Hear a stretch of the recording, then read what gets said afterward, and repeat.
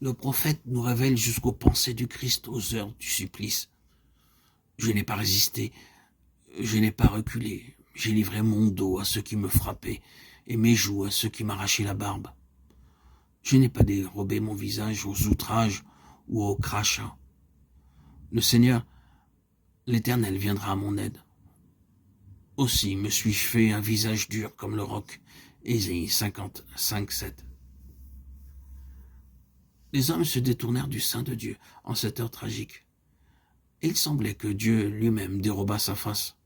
Au moins, les disciples qu'il avait vus transfigurés sur la montagne se souvinrent alors de la gloire qui était comme cachée sous l'enveloppe corporelle. Hélas, eux aussi l'abandonnèrent. Ce fut bien l'heure des ténèbres dans toute son horreur, l'heure de toutes les angoisses, l'heure des abandons, l'heure de la défaite apparente. En même temps qu'il annonce de façon saisissante l'aube de douleur, le prophète nous donne l'échelle des valeurs au double point de vue divin et humain. L'humanité en général, représentée par les contemporains du Christ, se détourna de lui. Mais Dieu l'élève, Dieu l'exalte. Et le jour vient où toutes les créatures dans les cieux et sur la terre se prosterneront devant lui. Il a parlé, il a porté nos maladies, il s'est chargé de nos douleurs. Il a été meurtri pour nos péchés, brisé à cause de nos iniquités. Le châtiment qui nous donne la paix est tombé sur lui. Ésaïe 53, 3, 4. Le Saint-Esprit ne laisse subsister aucun doute sur la cause des souffrances du Christ et sur la valeur substitutive de ces souffrances.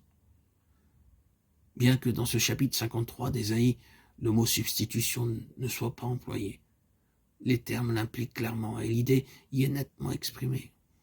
Celui dont le visage était si défait portait nos maladies et nos douleurs. C'est pour nos péchés et nos iniquités qu'il était meurtri et brisé.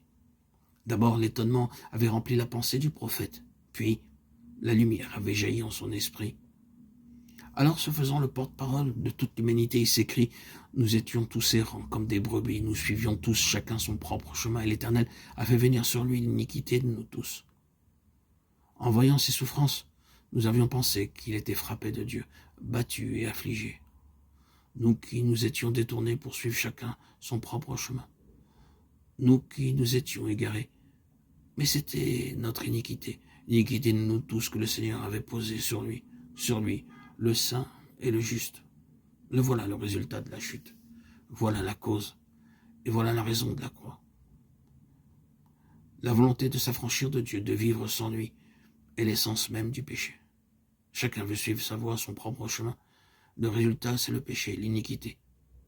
Tout comme des brebis errantes, ce premier tous représentent les milliards d'êtres humains qui sont nés ou à naître depuis Adam. Et l'Éternel a fait retomber sur lui l'iniquité de nous tous. Ce dernier, tous, proclame la valeur expiatoire et générale du sacrifice du calvaire. Pour tous ceux qui sont sous la malédiction du péché, pour l'humanité entière. Voilà l'explication de la croix.